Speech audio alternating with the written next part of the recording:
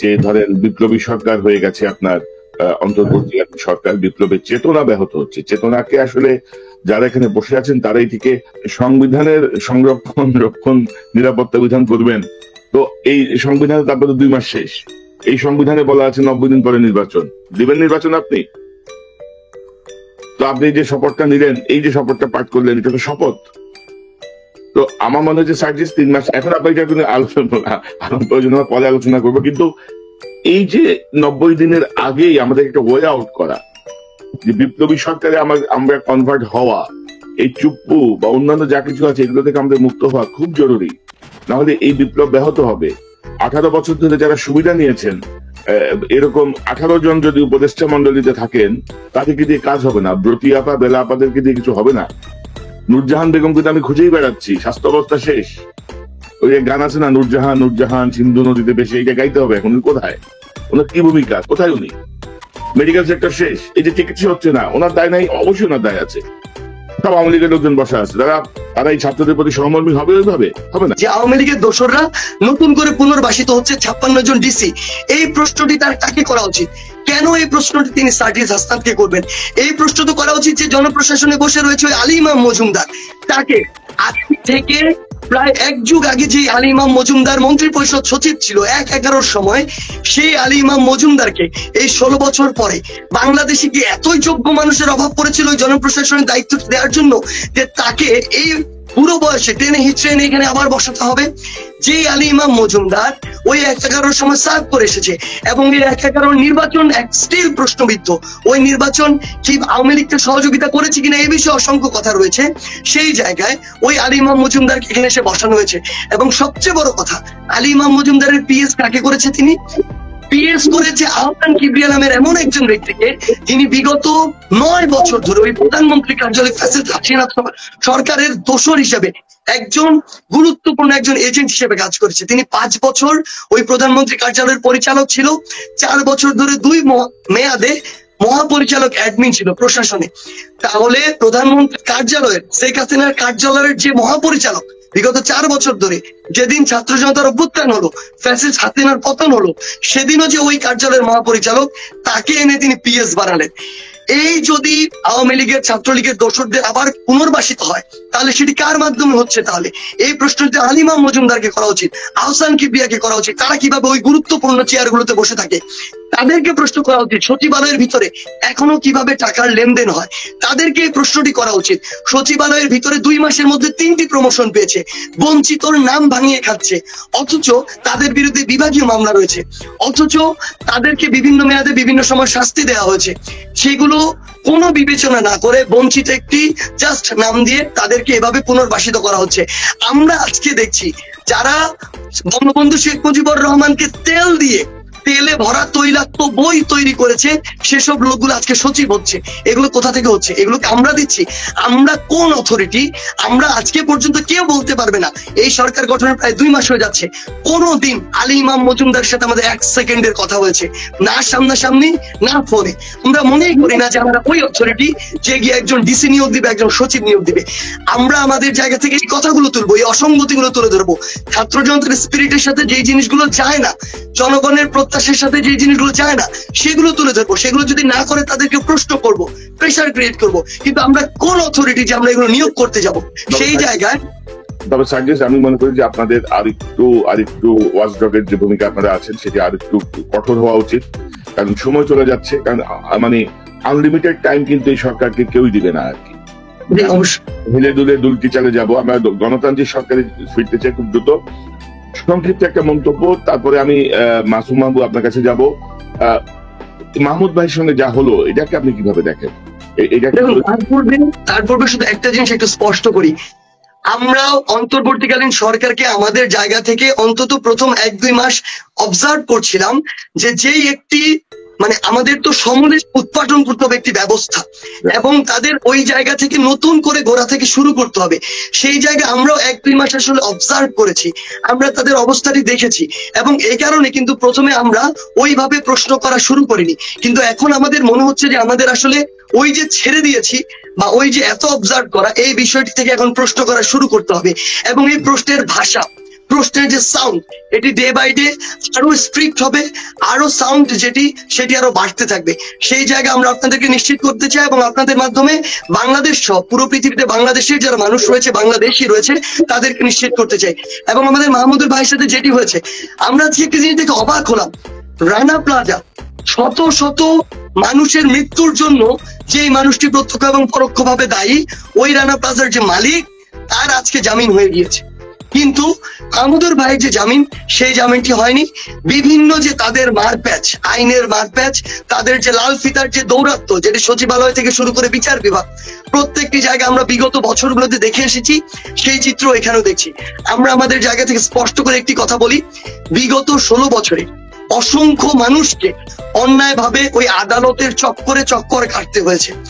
অসংখ্য মানুষকে, যাদেরকে পটেনশিয়াল থ্রেট মনে করেছে ফ্যাসিস্ট আওয়ামী লীগ সরকার, তাদেরকে যতভাবে সম্ভব মামলা দিয়ে হোক, হুমকি দিয়ে হোক, থানা দিয়ে হোক, পুলিশ দিয়ে হোক, আদালত দিয়ে হোক, নির্যাতনের শিকার করেছে, হয়রানির শিকার করেছে।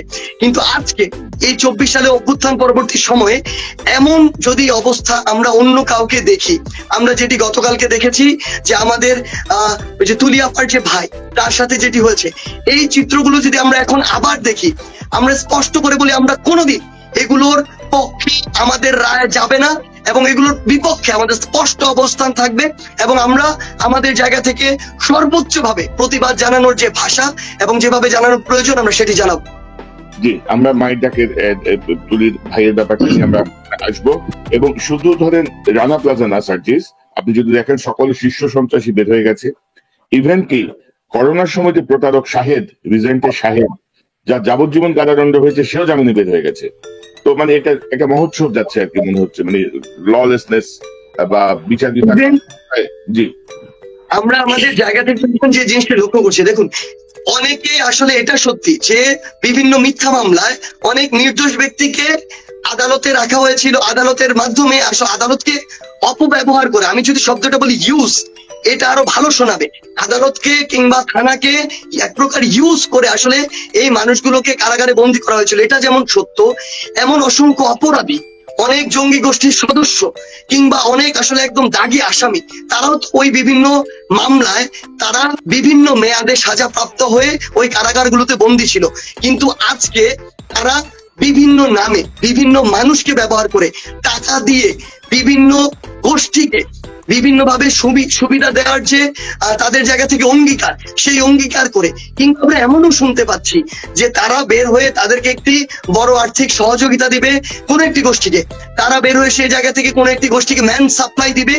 এই জিনিসগুলোর অঙ্গীকার করে তারা এই মানুষগুলো ওই জামিনটি নিচ্ছে এবং কারাগার থেকে মুক্ত হচ্ছে। কিন্তু দিন শেষে এটা তো পুরো দেশের যারা সাধারণ মানুষ, নিরপরাধ মানুষ, তাদের জন্য থ্রেট।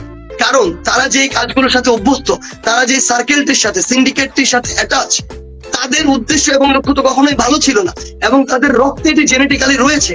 সেই জায়গা থেকে আমরা কখনোই এটিকে সমর্থন করি না, এবং আমরা আমাদের জায়গা থেকে এটির বিরুদ্ধে কি অবস্থান নেওয়া যায়, কিভাবে নেওয়া যায়, আমরা অবশ্যই অতি দ্রুত সময়ের মধ্যে সেটি পর্যালোচনা করে আমাদের স্টেপটি নিব। আচ্ছা দেখুন, প্রথম কথা আমার জায়গা যেটি মনে হয় আসলে যে আমরা সচরাচর রাজনীতিবিদদের যে চরিত্রটি দেখে এসেছি, সেই চরিত্র থেকে আমরা বের হতে চাই, সেই চেষ্টাটি আমাদের সবসময় আছে। আমার কথা এই ক্ষেত্রে বলি, বা আমাদের অধিকাংশই আমরা এই চিন্তাটি করি সবসময়, যে আমরা আজকে যেই পথে আসলে এসেছি, আমরা কিন্তু আজকে থেকে 2 মাস বা 3 মাস আগে এটা কল্পনাও করিনি যে আমরা এই পথটিতে আসবো, কিংবা বাংলাদেশে এমন একটি অবস্থা তৈরি হবে। এবং আমরা যে অভিজ্ঞতাগুলোর মধ্য দিয়ে যাচ্ছি, এই অভিজ্ঞতাগুলো কিন্তু আমরা জীবনের প্রথম ফেস করছি আসলে। আমি যখন মাহমুদুর ভাই দেশে আসলেন এবং তিনি দেশ থেকে আসলে আত্মসমর্পণের জন্য আসলেন, ততটুকু পর্যন্ত আমি আসলে কয়েকটি জায়গায় ছিলাম। আমার এটি আসলে দুঃখের সাথে বলতে হয় যে স্বাস্থ্য মন্ত্রণালয় কিংবা অন্তর্বর্তীকালীন যে কিংবা এই যে আমাদের অন্তর্বর্তীকালীন সরকারের যেটি রয়েছে, স্বাস্থ্য মন্ত্রণালয়ের স্বাস্থ্য উপদেষ্টা কিংবা স্বাস্থ্যের সাথে সংশ্লিষ্ট যারা রয়েছে, আসলে তাদের যেভাবে কাজ করার কথা আমার শহীদ পরিবারকে নিয়ে, আমার আহত ভাই বোনদেরকে নিয়ে, হসপিটালে যারা শুয়ে রয়েছে তাদেরকে নিয়ে, সেই কাজটি তারা করছেন না। মানে যতটুকু করা উচিত ততটুকু তারা তাদের জায়গা থেকে করছেন না, যত অ্যাক্টিভলি করা উচিত ততটুকু করছেন না। আমরা আমাদের জায়গা থেকে বিভিন্ন কোম্পানির সাথে যোগাযোগ করি, যাদের ওই রেপুটেশনটুকু রয়েছে, ভালোভাবে মানুষের সাথে কাজ করা, মানুষের জন্য কাজ করার অভিজ্ঞতাটুকু রয়েছে, তাদের সাথে ব্যক্তিগতভাবে যোগাযোগ করি, তাদের থেকে একটা ফান্ড নিয়ে আমরা হসপিটালে ছুটে যাচ্ছি। সেই জায়গা থেকে আমি চিটাগাং গিয়েছি, ঢাকার বাইরে বিভিন্ন জায়গায় সিএমএইচ এ এখনো 200 জন এমন রোগী রয়েছেন যাদেরকে আসলে তাদের সারা জীবন এই আহত যে ক্ষতটি সেটি নিয়ে সাফার করতে হবে। সেই জায়গাগুলোতে যখন আমরা ছুটে যাচ্ছি, আমার চোখে এটি পড়েনি, এটি আমার সীমাবদ্ধতা, এটি অবশ্যই আমি স্বীকার করছি।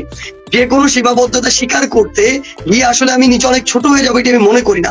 বরং আমার এই মানসিকতাটুকু আছে কিনা যে আমি সেটি স্বীকার করছি এবং সেটি স্বীকার করে পরবর্তীতে সেটি যেন আবার না হয় রিপিটেশন, সেটিতে কাজ করার আমার মানসিকতা আছে কিনা।